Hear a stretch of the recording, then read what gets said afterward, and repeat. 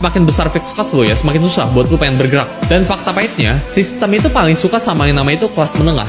Karena kelas menengah itu punya slip gaji, ya masih punya alamat, masih punya nomor telepon, terus saya punya rasa malu, pengen punya mimpi itu masih ada. Sedangkan orang yang miskin, kelas miskin, itu nggak punya alamat, nggak punya nomor telepon, mereka itu nggak punya gadget, nggak punya gaji bahkan. Jadi gimana cara nagih? Nggak bisa. Sedangkan yang orang kaya itu punya resource ya buat menyembunyikan itu semua. Kadang orang kaya itu nggak ada KTP-nya, alamatnya itu bukan alamat mereka, jadi ketika ditagih susah.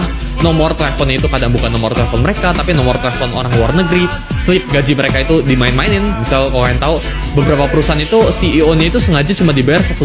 Biar apa? Biar tax-nya yang mereka terima itu nggak besar. Orang kaya itu punya struktur dan punya resource-nya buat tanda kutip ngebeli hukum, tanda kutip. Jeff Bezos itu bayar $1.000 setiap bulannya buat tanda kutip ngebeli hukum. Dia punya grace ya tinggi banget ya sampai ngelewatin aturannya. Tapi karena Bezos ini orang kaya, dia tinggal bayar aja fine-nya. Dia tinggal bayar aja ya pemerintah biar ya sesuai aturannya. Orang miskin itu nggak bisa di-abuse karena orang miskin itu nggak bisa diperas apa-apa.